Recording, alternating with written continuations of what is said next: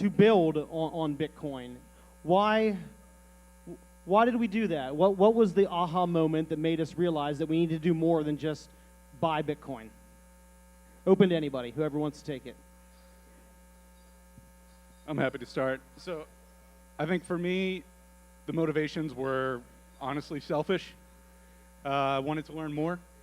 I wanted to connect with other people around me, see if I was a crazy person or not. Oh, absolutely. Turns out I am. But there's more of us. That's good. And then I think once you get the bug, and you have the view that the world is a better place with Bitcoin in it, and you truly believe that, that's something that I think normal people want to spread and help share. Sure. Yeah. So I think it started out selfishly, and then as my conviction built, especially on the human rights angles, it felt like a very natural thing that, hey, this is a powerful force for good in the world. I want to go talk to people about it. The selfish thing is funny because how many of us have talked about Bitcoin to our spouses, wives, girlfriends, parents, whoever, aunts, uncles? They literally don't want us to talk about Bitcoin anymore. So we need to find other people that will let us talk about Bitcoin. 100%. Right? Like 100%. That is why we're all here, because we can't go home and talk about it anymore. They're tired. That's a real thing. Yeah. Shout outs to the wives in the audience too Yes. for coming and No listening to us doubt. talk more about Bitcoin. Thank you, honey, for allowing us to talk about Bitcoin and slowly turning you into a Bitcoiner over time. Yeah, I think people are inherently driven by purpose, and once you learn about Bitcoin and you kind of, just like Gerald was saying, you understand how it can really help your community, it really makes you want to put your best foot forward and see how you can help improve your local community, and you can use Bitcoin and Nostr and other freedom tech tools to do that. Absolutely. Anything you need to add? So are we talking about like why we engage in community stuff in Sure, particular, absolutely. or- Why did we decide to just buy Bitcoin, and someday we said that wasn't enough? We needed to do more.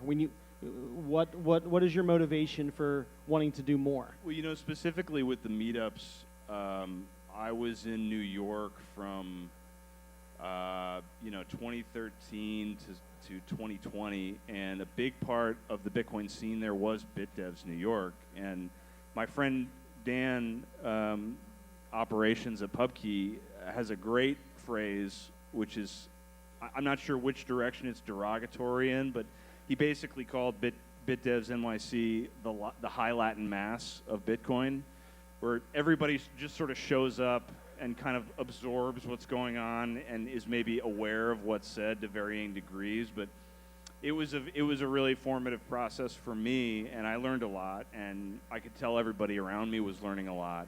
And so I wanted to continue that, in DC, but along the lines of what you were saying, it was also selfish because I just wanted to socialize with people. But I think the education aspect is important, because once you start to go down the Bitcoin rabbit hole, you realize that you can almost essentially never stop learning. There's always something new to learn, so you can go and expand your horizons, go and learn about more things, and continue your rabbit hole exploration, I guess. So let's get practical for a moment here. All of us use the internet, I assume, every single day. We have community online, whether that be through X, Twitter. Hopefully every single person here uses Nostr, Telegram, Signal. They need to use Nostr. I don't use Nostr. You don't use Nostr? You guys don't support subkeys yet. No, So we do. we need posting your really priv smart key to people every like app? you to develop that. We need really smart people. So my point is that there's community all over the place online, right? We have all these niche communities all over the internet.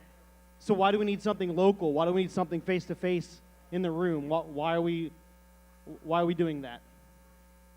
The internet's fake and gay. Like, everything on a screen is going to be basically fake in it's probably already fake now. It's definitely going to be fake in 3 years. I think we are on the internet streamed right now, though. It's definitely fake. This is not me. It's an AI representation of me. No, I mean, there's nothing higher fidelity than IRL time with other people, and you know, there's no substitute or surrogate for human connection. So we have to keep doing that.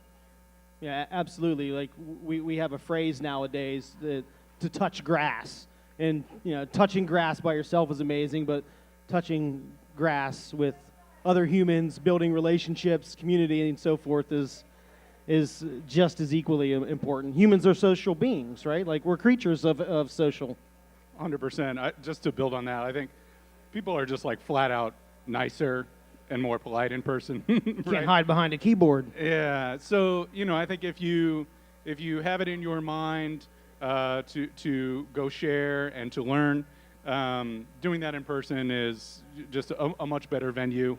You have the chance to actually listen to what's important to people, and build that connection, and demonstrate that empathy in terms of like what actually matters to them. And these things are very, very difficult to do online, and seemingly much easier to do in person. So I think it's just undeniable, to your point about us being social, and you know, finding ways to communicate better when we're in person. Absolutely. And also, like, how easy is it to control a group of people in their basements typing away on their computers, talking to other people? Like, I personally go to my chiropractor, I pay him in sats, and that's a local connection that I have. Nobody, outside of like physical violence, nobody can take that away from me. If you have a rancher that you go to that can sell you steaks, or you know, their eggs from their chickens, or any good or service that you need on a day-to-day basis to stay alive and to provide for your family, like, nobody can take that away from you. So I think that's why it's important. Absolutely. And that's kind of the ethos of Bitcoin, is that, you know, it's something you own. Just like that relationship that you build, that's you know, that's proof of work, that's something that you own. So that makes perfect sense. So if you don't run a meetup like these guys, like myself, well, at least Nick. All right, I'm going to talk to him. So, directed at Nick. Other people in this room, or possibly on the stage, have maybe asked themselves about starting a meetup, how to do it, how to go about doing it, and what should their first steps be? What are the challenges? What are some of the mistakes that you made? I want you to do a brain dump here and let everybody know how you got to be where you're at, where you have a successful meetup and people are coming and actively participating. Just show up. Keep showing up. Do it consistently. Like our meetup, 757 BTC, we just had our 25th meetup consecutively. We do it every month. So for 2 years now. That's awesome. For 2 years, yeah. There's another group in the area, Virginia Beach Bitcoin. They've been doing it for a little bit longer. But every month, like clockwork, people are just showing up. So just make sure you continue to do that. If it's one person, if it's 100 people, just keep doing it. One of the things I noticed when checking out you know, your space beforehand is that you guys have a very specific agenda for your meetups of like, hey, we're going to talk about this topic. Sometimes you don't, right? But you're explicit, right? Of like, hey, this is just a general meetup. But I noticed you guys have a lot of like focused meetups of like a general topic, whether it's, you know, there's a lot of different things that we can talk about. But I think that's a key thing to really draw people in, because invariably not everybody's going to show up. Interests are varied, but I've found that to be something that's, and I don't run our meetup, to be clear, in Richmond. I was voluntold here by the group to represent, but over the years we've had very specific things like, hey, we're gonna talk about wallets. We're gonna talk about. So you're very organized in your agendas, then. I think not necessarily. It's about being specific and explicit, right? And sometimes, like, the thing that you're explicit about is we're just gonna hang out and have a beer, right? But other times it's like there's a very specific topic, and I think that can help people kind of like, you know, make sure they're tuning in, see if it's of interest for them. Sure, I get that, and I think that a little bit of structure is good. I think that the little bit of structure gives people a reason to come out. They know what you're going to talk about, or they know what you're just hanging out. Right. Like whenever we had Noster Valley events, we've only had 2 of them, and they were yearly events, but we're going to transition into doing monthly events just because there is a need, and there's multiple people locally that want to talk about Nostr and Bitcoin now. So we kind of did the larger feel-out event, saw there was a need, and now we're going to have the more active events. And I think that's the case, is that we're going to try to have at least a general topic of conversation. And if we stay on task, awesome. And if we don't, that's awesome too. Yep. But at least there would be somebody that would come and say, hey, I thought we were going to talk about running a Lightning node. Can we talk about that? And then sure, we will absolutely talk that. But at least it'll give people a reason to show up. So this is the first Mid-Atlantic Bitcoin meetup. If we were to have another one of these in 3 or 4 months, in a year, whatever, the next one, what would be something that we could measure as a metric of success? How have we improved from point A to point B? What are we looking to do? Regionally, locally, whatever. Yeah, I would just say let's remove the mid. Let's just grow. Maybe in the spirit of what we talked about before, maybe we could have some more focused sessions, right? Of like, hey, for these grassroots community builders, we're going to have a few different discussion topics where people can get together, share their ideas, seek feedback. But ultimately, yeah, I think success is more people in this room kind of stepping up, showing up, putting themselves out there, and spreading the story. Yeah, I think leaning into our strengths as community members, like to give an example, I think I'm really passionate about the heat punk movement, hash rate heating, and I think that our area in Hampton Roads is like a hub of skilled trades workers. You have veterans being churned out by the day that are on Navy ships, and people on Navy ships have to know how to keep that thing afloat. They have to know there's all kinds of different skills on there, from HVAC to IT, electrical to plumbing, all kinds of things that you can translate those skills into something like hash rate heating. You can get them on the skilled trade side, but you can't just have the users and the tradesmen doing that work. You need smart people like at DC BitDevs, people down like in the Durham area, the research triangle down there. You need those people developing the firmware, the software, and I think if we can figure out what our skills and our strengths are and how we can help other communities in our region to further their mission, then I think that's how we can really connect locally. I think it's a good idea. I think, go back to Gerald's comment about breakout sessions. I was at Bitcoin Park in Nashville a few weeks ago, and that was a common theme there, is that multiple people in the room said this was great, they liked the conversation, but they wanted a breakout session. They wanted to learn a little bit more about something. Maybe it was how to use cold storage, how to run a node, how to run a Lightning node, how to run a Nostr relay. Like, they had these more technical questions. So I think that finding your local technical expert that is able to own a piece of this puzzle and give a breakout session, give demonstrations, talk to people, and help educate them, I think that goes a long way. Yeah, I think seeing more, talented guys come in the door, however that talent takes shape, whether it's you're a welder or you're a software engineer, seeing more people who are skilled, enthusiastic, show up, want to learn about this stuff, and be able to provide them with some kind of a ladder to get more skilled with Bitcoin. So, as we've joked about, and as I've said, I'm obviously probably the biggest Nostr bull in this room, and I pride myself on that. In the world. In the world. I think this is a little bit personal, self-serving here, but I think every single Bitcoin meetup is also a Nostr meetup.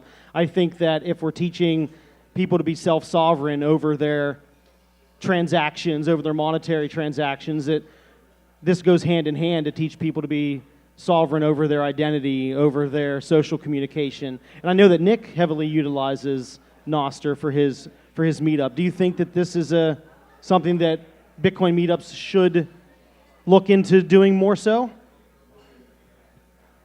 Yeah, I think so. I think any type of freedom technology has its use case, and I think, there's so many different, like, in the Hampton Roads area, we have a very diverse skill set of folks, and, not all of them lean really hard into the freedom tech side of things. Some people just show up, like we had this one older lady show up, and she's like, I just wanted to find something new to invest in. And she's been showing up consistently, learning more and more about Bitcoin. So there's, maybe she might not be quite as interested in Nostr, but it definitely has its place, and I think it can be used, and it could benefit your meetup. I think that's the risk is, a wiser person than me once said, you can only be a revolutionary on one front. And, all you have to do is look at my Twitter timeline to see that, like, the more you spew about, various controversial subjects, the less marginal credibility you have with normal people. And so if someone's showing up to a Bitcoin meetup and you're dumping on them, oh, you need like an NSEC and an NPub, and you need to download Amethyst for your Android right now, it's like, it's a bit much. And so I agree. It's a lot. Right, and Bitcoin, as we were talking about earlier, isn't really user-friendly to begin with in a truly self-custodial first-order way. So if you're kind of like loading someone up too fast, that's a risk. Sure. And I think earlier you mentioned like what mistakes have been made at your meetups, and I think that's a big mistake that we kind of realized that we had made early on. We have a lot of people that are technical and really like to dive deep into the geeky stuff, and that's fun to do, but you really want to, I mean, we've all heard it before, you want to meet people where they're at, and sometimes that means like, some people take that as, like, you don't know anything about Bitcoin, let me teach you the basics of Bitcoin from what I understand, but they might not necessarily even know why Bitcoin's important in the first place. So getting back to really that foundation of why privacy is important, why it's important to have freedom money is a good thing to teach as well. Yeah, I think there are so many angles of connective tissue of what makes Bitcoin great. There's a lot of overlap with Nostr, of course. But I think that's a great point in terms of the thing that I like the most about meeting and speaking with people at meetups is really just listening, finding out what's important to them. And there are going to be opportunities to be able to speak about communications platforms or owning your identity in a public space or your messaging. But there is a risk, I think, of trying to do too much, because Bitcoin in and of itself is a lot. It is a lot, right? And if the goal is to bring people in, new people in on a regular basis, as opposed to just kind of socializing with the club, not that there's anything wrong with that, but if we want to grow, we have to be open. And if we want to be open, we have to listen so that we understand what's important to people and like you said, meet them where they're at. So I think there's a lot of opportunities to continue to focus on Nostr. I think a lot of Bitcoiners will inherently understand the power of the open networks and sovereign keys.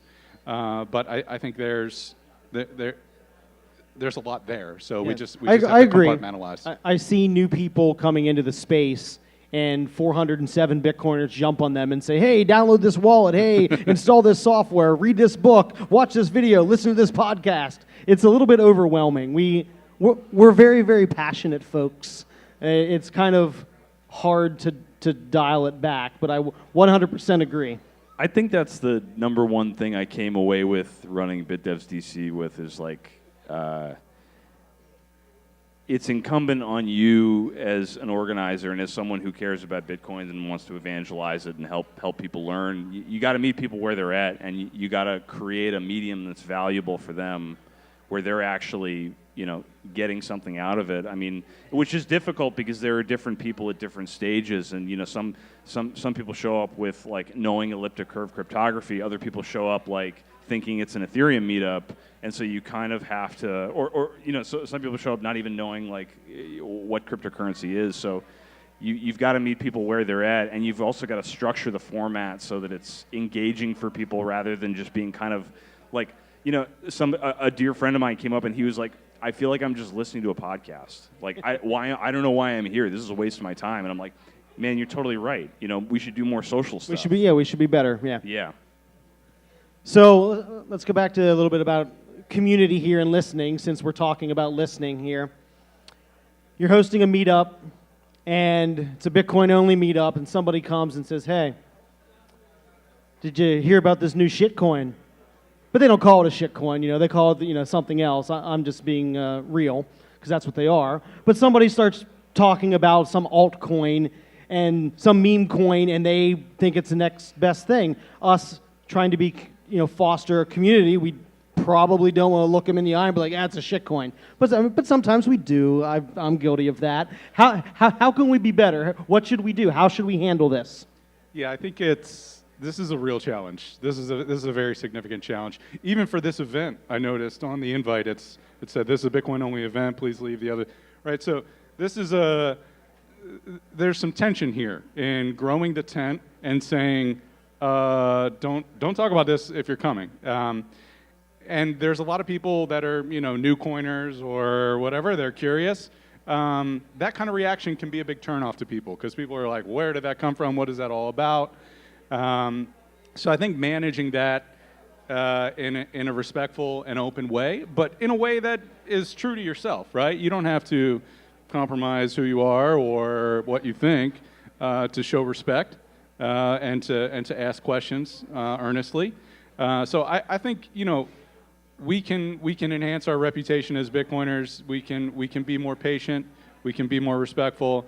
That doesn't mean that we're going to dedicate the entire night talking to people and trying to get them to confess their sins. But we can try. We can give people the benefit of the doubt.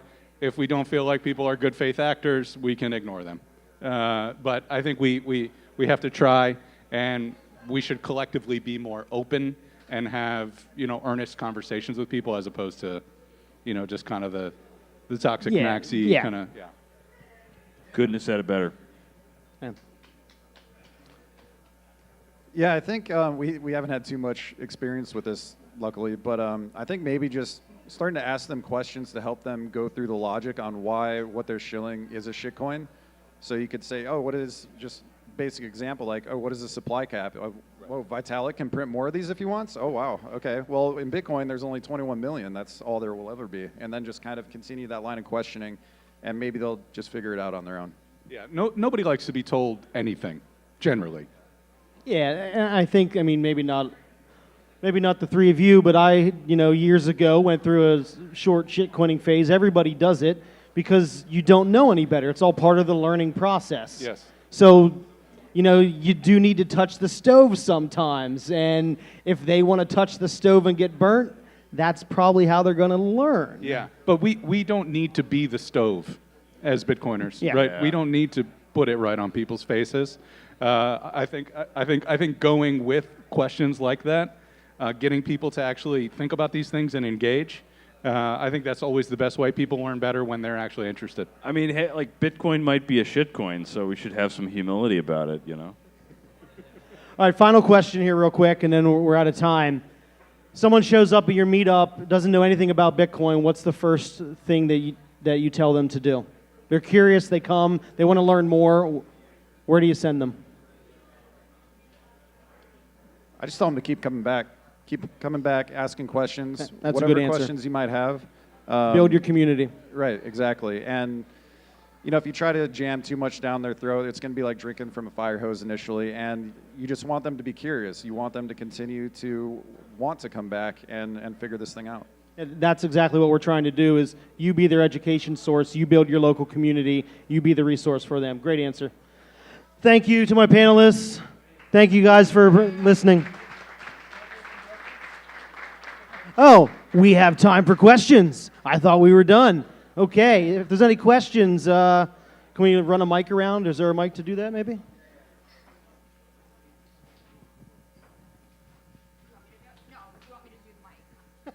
My wife is going to be the mic passer outer.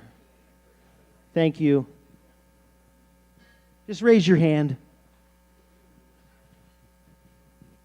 So I've heard of some meetups will actually kind of stop being educational, and they actually start working on things together. So Do you all have experience with that? How you discern where that line is and when you need to start You a separate said space? they stop being educational and start doing what? They start building. They start building. Okay. Yeah, I mean, I can speak from personal experience. I went to my first meetup because I realized that there was a brilliant guy who was, he is a heat punk legend, and I wanted to learn how to heat my pool with a miner. And I realized that, oh man, like this guy's at my local meetup. I want to learn. I want to learn how to do this. I want to build. There's also several other entrepreneurs in our group. People, I think, through community, through education, it is a massive enabler of entrepreneurial spirit. I can't speak for other meetups, but even just in Richmond, like we have several entrepreneurs that are building in the Bitcoin space. So, yeah, it definitely happens.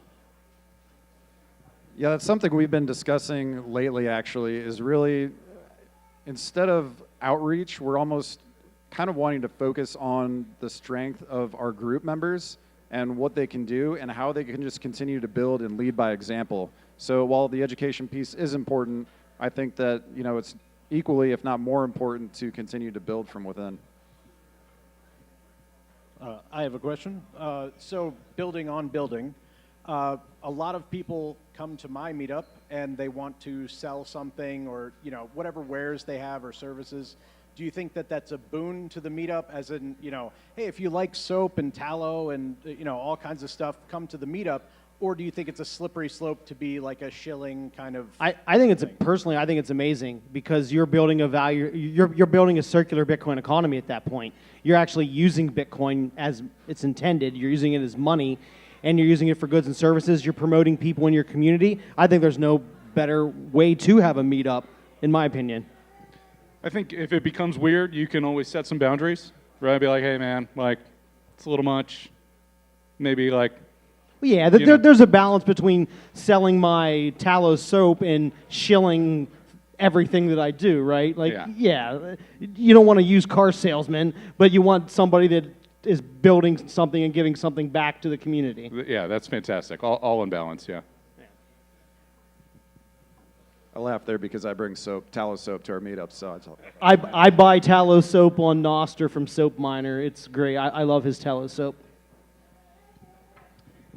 I think also you should wait based on the individual. Like, is this somebody who's been coming to your meetup consistently for a year? Well, then of course give them leeway to do something, you know, even borderline cringe. But if it's somebody who's just showing up, I mean, you know. Yeah, that makes sense.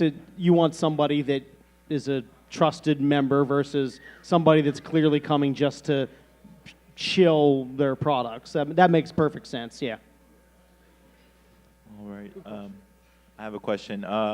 For those who want to start like a meetup in their local area, what do you think is like the best success rate in like reaching out to, like, what platforms do you suggest to reach out to people to start making your own meetup in your local area?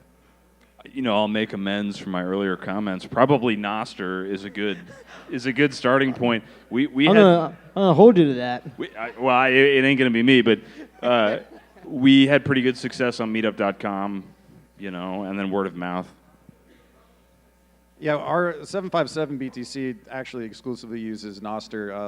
The Virginia Beach Bitcoin group, they use Meetup. I think both are fairly effective. So, I'm gonna shill for a second. If you go to my app, Plektos.app, Plektos.app, it's a Noster Meetup clone, kind of. You don't have to use it, but you could. Honestly, I'm going to add on to this. There's too many options for Noster Valley. I didn't know if I should use Luma. Should I use Meetup? Should I use Plektos? Should I use Orange Pill app? Should I use Eventbrite? I didn't know which one to use, so I said for the first one, I'm going to use all of them. Because I didn't know what was going to work. I think I had a friend, since I deleted Facebook, I had a friend make a Facebook event for me too. I wanted to cover all the bases. I will say that makes it hard to figure out how many people are coming though. Because if you're advertising on 8 different places, you have no clue who's coming. So I wouldn't recommend that every single time, but for the first time to see what works, sure, try it.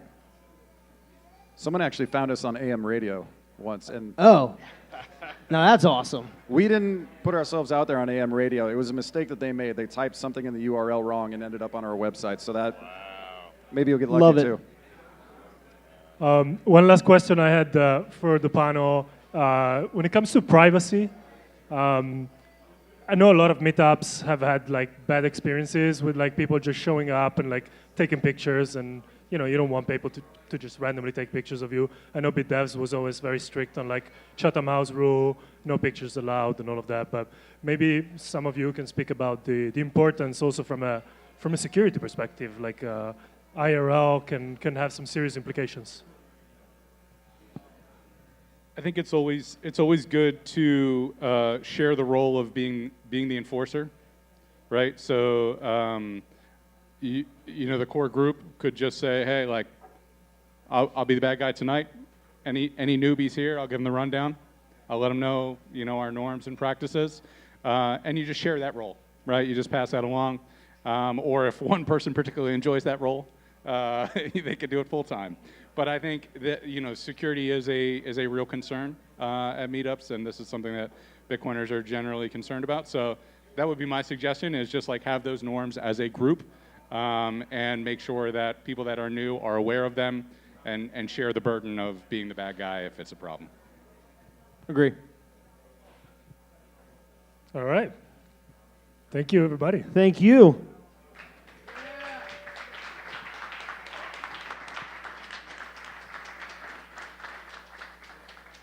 And please remain seated because we are about to announce the second panel, which is going to be just as good as this one. We are going to have the one and only Trey, president of Bitcoin District Initiative, to moderate this one. So give it up for Trey, local legend. And then we're going to have Jack Minnick, coming straight from West Virginia. Give it up for Jack. And then we have Taylor Volpe. He's in the house. He's about to approach the stage.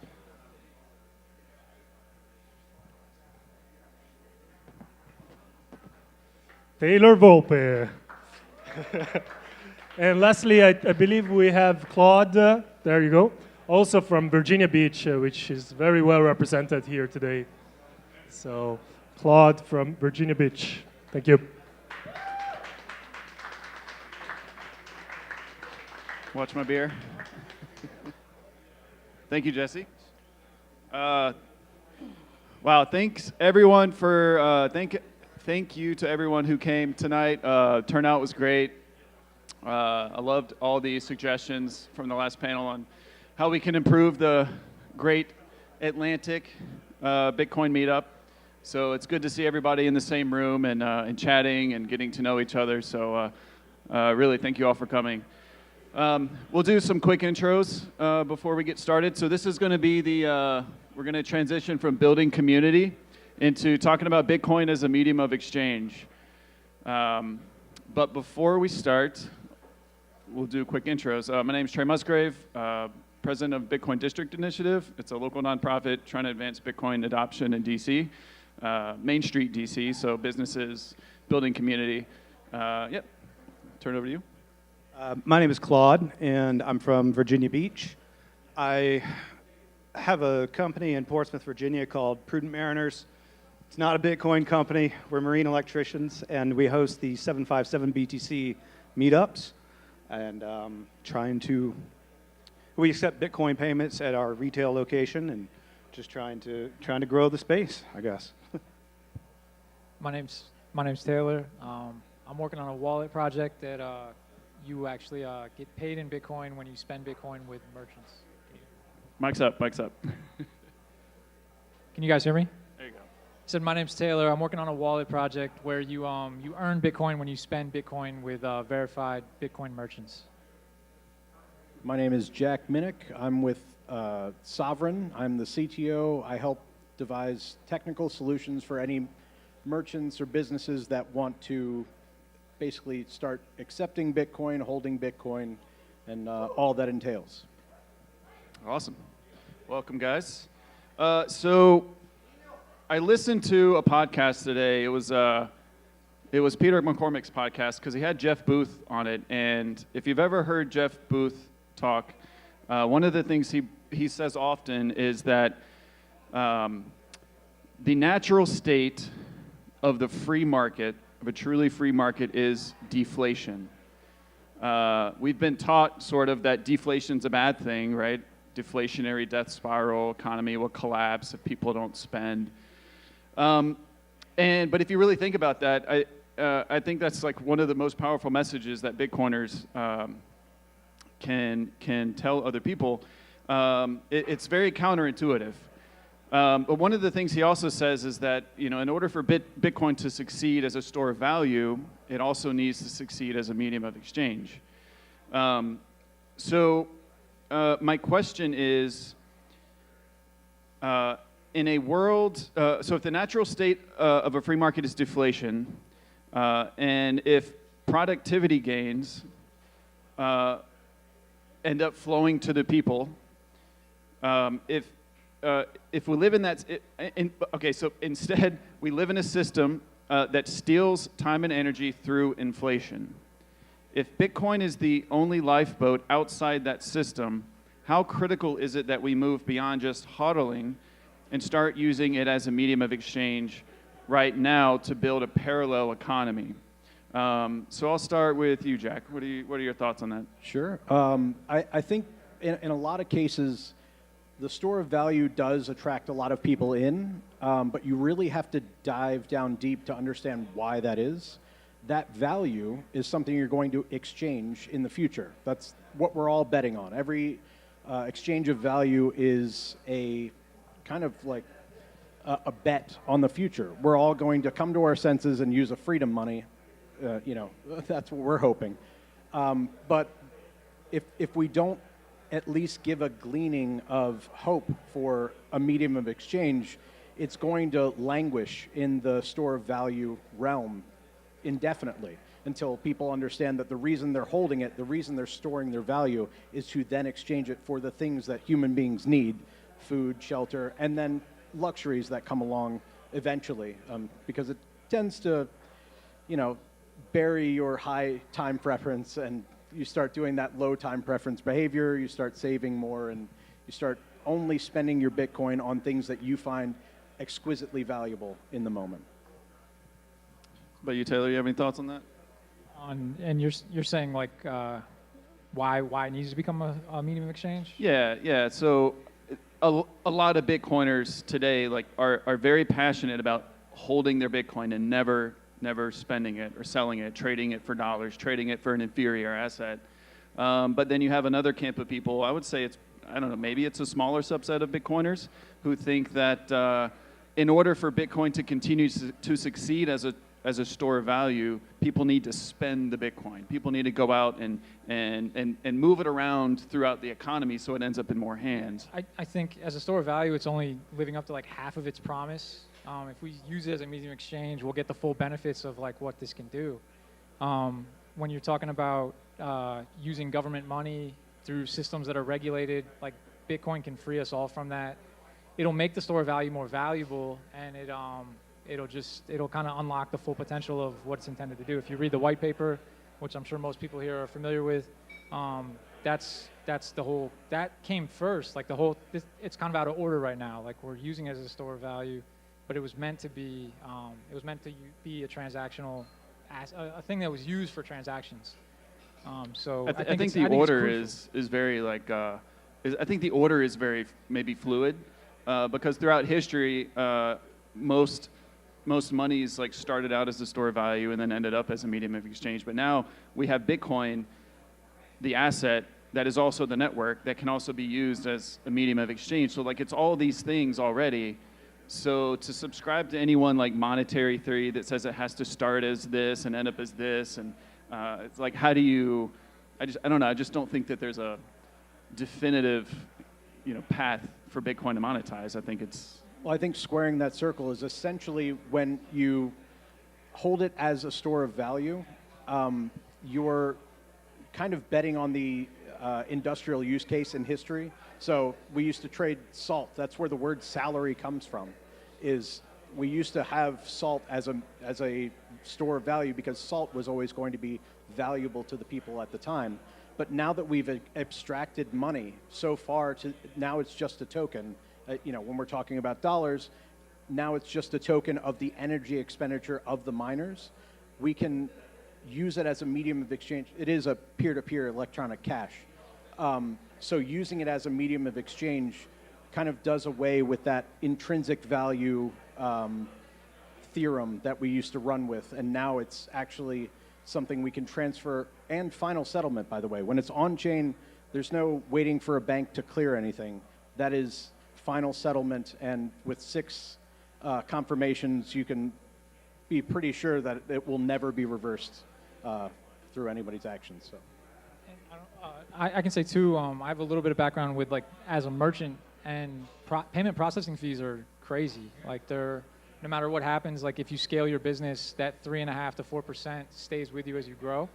And to be able to transact in a way where there's almost no processing fee is a game changer for the merchant. And that is going to get passed, as this grows and becomes a thing, that's going to get passed back to the customer, to the consumer base. That's going to come back to society.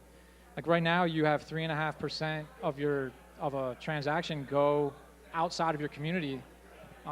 That's going to be more money circulating inside of a local community. That's more revenue for your tax bases, for more revenue that stays inside that gets transacted around. And it sounds small because like if you look at these on a nominal level, 3.5% of like a $20 to $50 thing is not a big deal. That adds up, and then when you talk about how money circulates inside of an economy, even in a small town, that's millions and millions of dollars. Yeah, Claude, I want to ask you. So you run a business in Virginia Beach area. Do you agree with this? Like, as far as accepting Bitcoin in your business and saving fees, like what's that been like for you? Your original question implied, I think, a sense of urgency. And I'm not sure that I see that. I don't think it matters. I think Bitcoin will find you when you're ready. And it's already doing what it was designed to do. Like, I'm freer sitting here on this sofa with you today because I hold Bitcoin, and whether you hold it or not doesn't really matter. It kind of works like a mirror, you know, where it shows you some things about yourself. And I think that's a personal thing kind of for everybody. The way that we understand value, you know, is you value things differently than I value things than anybody else here does. And so it, you know, I think it'll happen when it happens, and I'm not in a hurry, you know. For me, it's work, and I would love it if more people would come and spend Bitcoin at my company. But it's not going to help me but so much. I have operating costs, and until I can onboard my vendors and have them accepting it, it doesn't matter. I'm going to have to sell it into the market to stay afloat anyway. So there's a chicken and egg problem here, and then there's also, do we even agree that there's a sense of urgency at all? I mean, you could already probably say that the project is a success. Yeah, no, I think you're right. And I think in order for us to, I don't know, this is my personal opinion, I think in order for us to help solve that chicken and egg problem, it's just more education. More people need to come on board. And that's not a quick thing. It's one conversation at a time. It's one meetup at a time. It's the person who came to PubKey tonight and was like, "Why are all these people here? Let me go sit down and like check this out."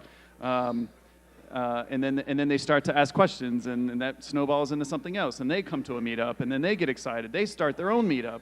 So like that stuff takes a lot of time to play out. So no, I think you're right. Yeah, I think we'll all turn blue waiting for, you know, everybody to get it and get on board. So we just need to. We can grind. We can do the proof of work, but I think we need to find some satisfaction with where we're at the same time. Yeah, absolutely. So I want to touch real quick. So maybe I'll come back to you, Jack. Give us a snapshot of what the Bitcoin merchant scene is like in your community, beyond just the novelty of it, right? What specific types of businesses do you see in your community, or that you've had success trying to onboard? I would basically say there's something cosmic about Bitcoin and coffee, I guess. A lot of coffee shops love adoption, but that seems to be the major business that I just keep coming across. There's a cheese shop in Berkeley Springs and in Winchester, Virginia. I've helped a couple entrepreneurs. So it does run the gamut a little bit, as long as you can get basically a way for them to accept it, a way for them to hold it, and it makes sense for them. Most times, I'm not making crazy complex structures of multi-sig wallets because all the board of directors wants to have a portion of the key, and I need to figure out how they're going to have a fail-safe and a dead man switch or something like that. So it's usually pretty cut and dried. Some retail business wants to accept it. People come in, and by the way, come in and annoy your local business and go, oh, do you take Bitcoin yet? That's one of the main motivators that I'm seeing, is that they're like, these people keep asking about it. I don't even know what it is. What is this? Yeah, I want to double tap that for the audience. Everyone out here, if you come across a merchant and you see they have Square, I mean, really just anyone. The thing with Square is they just made it really easy for them to turn on the feature.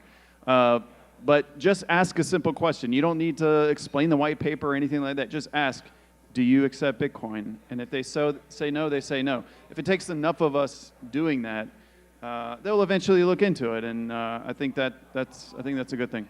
Yeah, it's essentially like if you're running a candy store and everybody's asking about lollipops you don't have, you're going to start stocking them. So the same thing goes with money. The same thing goes with basically any input that you need into a business. So just ask people, are you taking Bitcoin yet? And then they will eventually, but try to get them on the train as soon as possible. How about you guys? I think it's a no-brainer for merchants. I think the reason you don't see more merchant, and I'm talking about in DC and just in my personal experience, the reason you don't see more merchant adoption is because the merchants that are using it, everybody talks, everybody, same social groups, they're not getting any sales. So no one's coming in, or there's very, very minimal sales where people are coming in and actually spending Bitcoin. I think the minute you see even if you got to 5% of your revenue, of your sales into Bitcoin sales, very, very quickly you would see all the merchants turn it on. And no merchant is not turning it on because it's a bad deal or they don't want to not pay fees or anything. They just why bother? And I think with a lot of small businesses that Bitcoin sort of get targets or that make sense for this, time is a big thing for merchants. And if they're not going to make money kind of instantly, and you might relate to this, if it doesn't do something for you right away, it just gets pushed down further on your to-do list, and you just kind of never get to it. But you're not opposed to it, and if you saw an immediate return on it, you'd immediately do it. So it's really about, there's no customers coming to them being like, I'm trying to give you this asset. The minute that changes, I think the whole thing will light up. I've had this thesis that merchants will drive adoption. I'm looking forward to the day that I will just reject someone's dirty fiat when they walk into my establishment and try and give it to me, and I just can demand sats for goods and services. Right now, my customers that have come in and are familiar with Bitcoin, maybe they get it, maybe they're on the way. They don't want to part with it, and that's a big problem, I guess, for creating a medium of exchange. Is how can you sell the spend and replace narrative to people, because it really works. You're going to spend dollars, so there's confusion around taxes and stuff like that make it a problem for spending it. And so I hope that one day we just get as merchants to say, nope, no more dirty fiat. We need Bitcoin. Go get some. And until then, it's an uphill battle of trying to convince people that they should spend it, and it's hard. Yeah, so it is hard. I spend a lot of my time trying to get out into the city, talk to small businesses, talk to merchants, talk to farmers market vendors, find those hole-in-the-wall, owner-operated businesses. Some of them are very receptive, but it is hard. So the process of onboarding merchants, it's not really a lucrative business. I don't think it's more of a grassroots mission. is your community organizing at all and to help get out in the community and spread that message? And how successful is that? Jack? Yeah, I'll start. So I recently joined my local Chamber of Commerce. If you run a business or you're, adjacent to any business, I would suggest doing that, not for the voting power, not for the lobbying power or anything like that. It is literally just to get in front of your local business owners and ask them questions about Bitcoin if they've heard of it, or, why they don't take it, or if they have any apprehensions that you could assuage. If you have the answer to their one thing holding it back, you've just increased your local, Bitcoin merchant adoption. That's something you can do tomorrow. You just basically just look up your Chamber of Commerce and see, where they get together and join a meeting. That's a technique I've employed, but basically before that I was walking into random businesses and asking if they'd taken Bitcoin yet, especially if they were more freedom oriented or they had a high quality product. Generally you're not going to get very good responses from McDonald's employees, I've found. But I think when you have a system that's really driving quality down into the ground, because the cheapest, fastest thing is winning the fiat the fastest, you really have this juxtaposition of like what Bitcoin involves. You want to only separate yourself from your Bitcoin when it's really something that you want to purchase. You save up for months just to get a few, 100,000 sats or so, and you're not going to just flippantly spend it on a keychain, Yeah, I'm reminded of Steak and Shake. They started accepting Bitcoin, and it was a big splash in the Bitcoin news cycle. But then you saw them double down, and then they doubled down again, and they saw the embrace of the Bitcoin community. They saw their sales uptick. They saw the benefit of hodling. I don't know, maybe not now with Bitcoin at 66K, but you could tell like they are in it for the long game, and they're reinvesting in their business. They're making their product better. They're doing all these things that like I want to see happen in every other business, in this country. So that's been a really cool thing to see. Yeah, the addition of their tallow fries, like it starts you on this path where you start to look for quality. Once you see that your money can be of great quality, you look for quality in other things when you want to spend your money. So it's a cascading effect. It's not just, oh, this is the best money and we'll just buy whatever with it. You can't just offer up anything. It has to be quality for people to separate themselves from their Bitcoin. What do you think, Claude? We were talking about this before we got started with the panels in a little group over here, that it's possible that a good measure of the strength of a community is sats per capita. And the way that you grow that is by spending the Bitcoin into your community.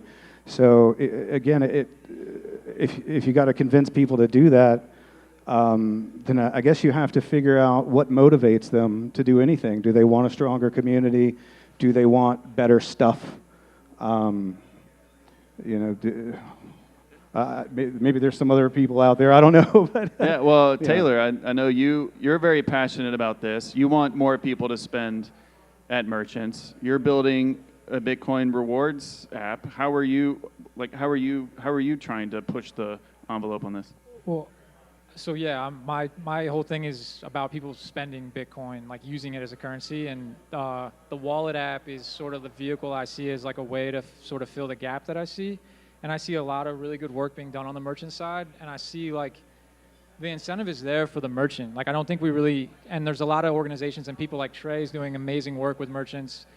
So for me, it's how do you get the consumer to say this is a good idea? How do we get people to want to spend Bitcoin?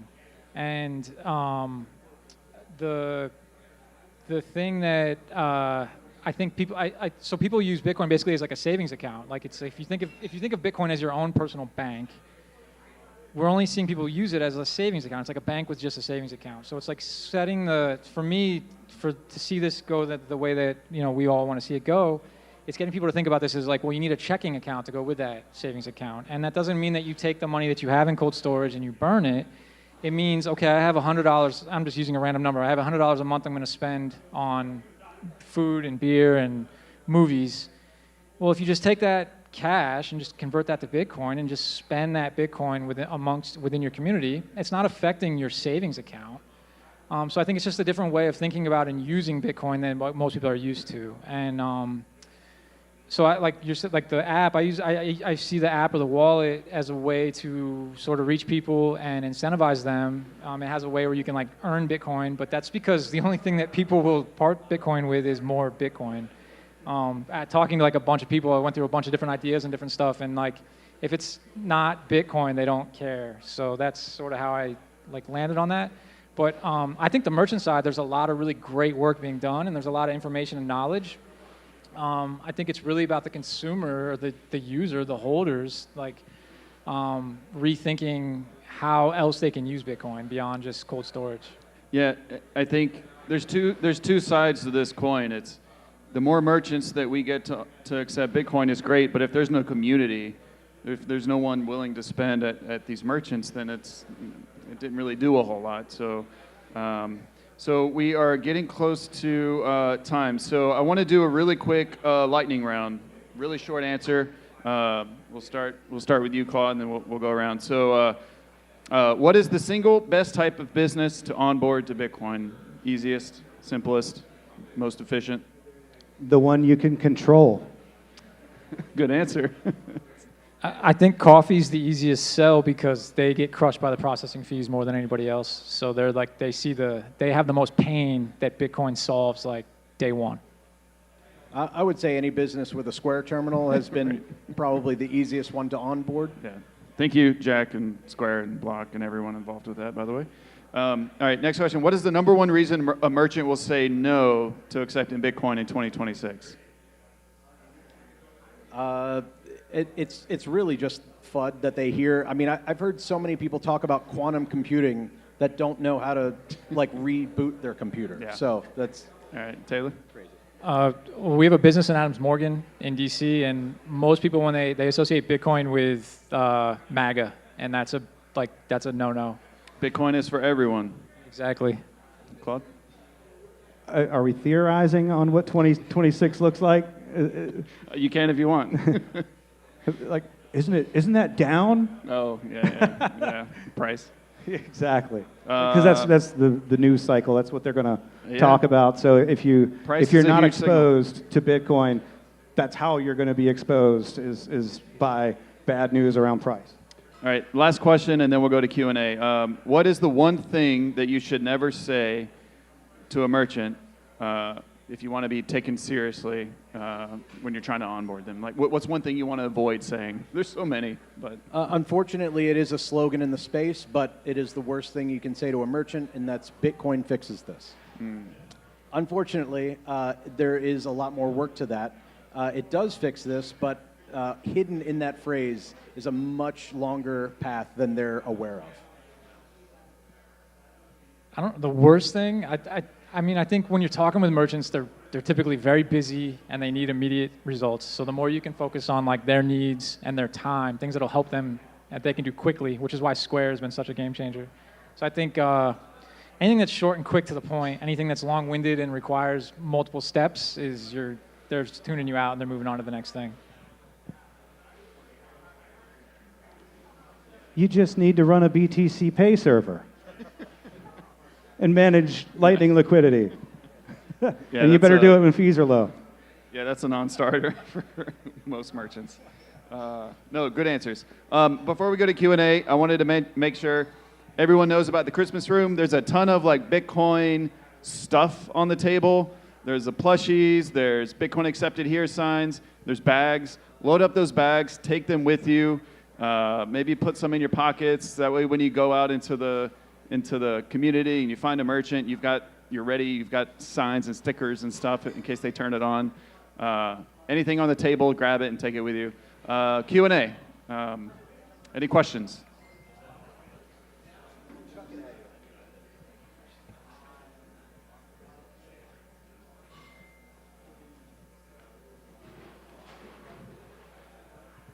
Thank you. First of all, thanks so much for promoting Bitcoin. And I don't really mean to sound controversial. I do appreciate I can't hear you. Can you hear me now? Okay. I said, first of all, thank you so much for promoting Bitcoin. And I don't mean to sound controversial, but I do sense a tension in between Bitcoin's use as an asset versus Bitcoin's use as a currency, right? You talked about deflation. One of the reasons I think Bitcoin is deflationary is because of the amount of credit that can be created on top of Bitcoin, which impacts money supply, which impacts larger money flow in the economy. And I was wondering, like, have you guys thought about that inherent tension between the use of Bitcoin as an asset versus use of Bitcoin as a currency? Because it seemed to me from a discussion, it was like it's an additional use case where it's a store of value, but also an exchange of value. And I would kind of argue maybe it isn't. It's one or the other. And if I look at the larger free market, be it Saylor, be it Jack Mallers, what they seem to be doing is using Bitcoin as collateral to issue credit in fiat, right? So that's kind of like, it seems to me that the free market is clearly speaking that they want to treat Bitcoin as collateral, Bitcoin treasury, Bitcoin strategic reserve, Bitcoin treasuries, banking accepting Bitcoin as collateral. And like, just again, I don't want to push back on what you guys are doing. I think what you guys are doing is amazing. But I feel like there's that inherent tension, and I'm not sure if you felt it and how you plan on dealing with it. It's a good question. So I would just submit that a lot of businesses don't have the trust assumptions that Michael Saylor has. So, following the Saylor plan is a bit out of reach for 99.999% of everyone else. As far as using it as an asset for the trust assumption of credit, basically you want to be trustless with Bitcoin. That's its whole value prop, is that you don't have to trust the other actors. You can validate through math what Bitcoin is doing. So introducing credit is essentially just creating a trust assumption. As far as the currency, layer twos are essentially, you're locking up Bitcoin, the asset, and using it as a currency on layer twos like Lightning, Liquid, Arc, and things like that. That would be an easy use case for any merchant to take things instantly, be able to settle whenever they want, so they would close their Lightning channel and essentially settle completely. Yeah, so I think they go hand in hand. I'm not the finance guy. There's a lot of really people far smarter than me that are doing, I think, great things. I scroll through stuff every day and I see amazing things around mortgages. I'm all in favor of all those things. I'm just more of a Main Street person, and I really want to just see it be used. I think there's a lot of untapped potential and value in having it used as a currency for reasons that we discussed on this panel. I don't think they're in competition. I think they feed each other. I mean, I think there's going to be a scarcity issue, but I think like if everybody's, if the finance sector hoards all of it, but I think that's all going to even out. And he said he wants to accept only Bitcoin someday. Well, to do that, there's going to have to be Bitcoin circulating. So I think they complement each other. And but maybe I'm naive. And like I said, there's people far smarter than me. And I'm a fan of the finance sector. Like, I'm fully for it. It's not my world. And I'm not from that. And I understand Main Street. I understand more the micro level. Like, I understand the merchant to the consumer relationship. I understand that relationship on a local level, what that does to your tax base. So for me, and I understand Bitcoin, I have a decent understanding of Bitcoin. I see it as just really, really good for that relationship and for those communities if it's used as a currency. So that's why I'm passionate about spending my time and energy trying to see that happen. But yeah.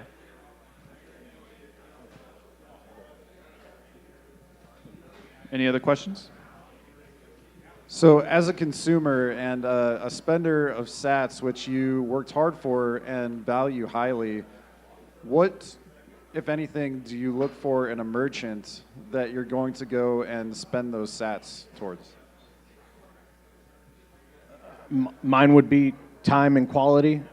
If they are, first of all, if they're making something that I need right now. I generally put my decision off as far as possible because I try to lower my time preference. But if they have a product that my human body needs, I will spend my Bitcoin on that only if it is quality and it is something they spent time doing, because a lot of time and energy were put into the Bitcoin I'm handing them. So that's my general answer. Just being totally honest, this is like hypocritical, but I just look for a discount. And I think the reason is because Bitcoin is worth more than the money that I'm giving. That if you give somebody $1, it's worth, it's going to go down, it's going to whatever. If I'm giving you $1 of Bitcoin, it's going to go up. So there needs, I think, between the merchant and the consumer, there has to be a trade-off there. If the merchant, now there's cash flow issues with accepting Bitcoin, so they can't. But so I think there is a trade-off. It's not $1. $1 of Bitcoin is not $1 of U.S. currency. It's more valuable. It's going to go up in value. It has more use cases for the merchant. So I think I look for a discount, because otherwise I think you're just making a bad economical decision if you're paying the equivalent. Is personal. I think like there's other reasons to do it, but just in general, that's my approach. I haven't had any opportunities to spend large amounts of Bitcoin on anything. I've found a number of opportunities to spend small amounts, and I think it's pretty easy. I've got a couple. I'm not going to shill anybody's products, but I've got a couple accounts where I can, go buy $100 worth of Bitcoin and fund a Lightning wallet with it, and just spend it. And so if I'm sitting there at a counter at a place that's going to take Bitcoin and I want to buy $20 worth of widgets, I can just pay in Bitcoin and buy $20 worth of Bitcoin instead. And then I'm putting those sats into my community, and I'm still getting the thing that I needed. And I usually buy a little more every time I do the spend and replace thing. So instead of watching my stack go down, I'm watching it go up, while achieving that end goal of just getting it moving. Yeah. I think spending sats in your community is probably a big one for me. I love to see, like, part of the reason that I'm doing what I'm doing with the initiative is because I want to see my local community be more prosperous, be more, build better businesses, build more sustainable businesses. It's a tough world out there to build, especially like a food and drink business in DC. Those margins are razor thin. The consumer base sort of like comes and goes. Like, you never know when the government's going to be shut down, and you'll lose, half your foot traffic in a month, or COVID hits, or people don't want to come, into your cafe anymore. So like, there's all these like external factors. So I think, for me, my motivation to spend Bitcoin is in my local community, because I want to see my local community prosper and do better. Yeah. Here. One more question, and then we'll wrap up. Oh, by the way, PubKey offers a 21% discount if you pay with Bitcoin. I don't know if you knew that. 21%, that's steep. 21. So pay with Bitcoin. Hello? All right, one more question. Is that Nate? Oh, in the back. Hi. I just had a quick question. One of the roadblocks I see on the customer side when spending in Bitcoin is sometimes you have the tax implication of, if I do this purchase, I have to calculate my cost basis come April. I know like Strike and Cash App are working through this where like you can takes out dollars, sends it over Bitcoin rails, and the merchant can decide whether to accept Bitcoin or dollars. Do you have any thoughts on how that problem can sometimes affect customers trying to spend in Bitcoin if they do a lot of purchases and you have to do a lot of cost basis analysis? I don't think anybody up on the panel is a tax professional. This is the worst part about yes, Bitcoin adoption with consumers and spending it, is these accounting. Right. So the way the laws are currently configured, you need to know how much you paid for your Bitcoin and how much it was worth at the time of spending. There are ways to send Bitcoin through other channels that it is less apparent that is happening. Specifically through Lightning, it's basically locked in a layer 1 that can't really be told, what went to who until you close that channel. I don't know anybody that is currently using any accounting software for Lightning. And I guess being in DC, that'll be the end of that statement. I would say if you're using Bitcoin with Lightning and you're buying Bitcoin and spending it within like a month's turnaround, your gain is going to be probably pretty small, and I don't think anyone's going to come for you. One, like he said, Lightning is it's a little bit extra layer of privacy that the IRS would have to go and figure out, and then if you're buying, like I said, like $1,000 or less a month and quickly converting that through Lightning sales, what you owe them is going to be so negligible. So if they show up, it'd be like, okay, what do you want? You want $20 from me, $50 from me? Like, and you're not going to go to jail. They're not going to drag you out in the street. So I actually I don't even really think about it when you're talking about Lightning and you're talking about these sort of like quick, short, everyday payments. I just don't see the risk. But I guess people have different opinions on that. Not financial advice, right? Everybody has their own risk tolerances. I think it gives you some plausible deniability if you're standing there at a counter trying to spend $30 worth of Bitcoin and you buy $30 worth of Bitcoin in the same app that you're using as your kind of walk around spending wallet. So I don't think about it. I don't worry about it, and I'll leave the rest of you to make your own decision. Yeah, I'll close by saying contact your representative and ask them to support a de minimis exemption bill for Bitcoin. Check out BPI, Bitcoin Policy Institute. They've got some info on their website about de minimis exemption that you can reference. Contact your representative. Tell them you want de minimis spending for Bitcoin, and then to put all this accounting headache to bed. So that's all I have. Thank you all for coming. Jesse, do you want to say any closing thoughts? No, thank you everybody for coming. I know I did promise I would reveal the identity of Satoshi Nakamoto. I won't, but I will tell you it is not Craig Wright. That's as far as I can tell. But his password is hello123, and the H is capitalized. How loud can this place get for all the panelists? Let's make some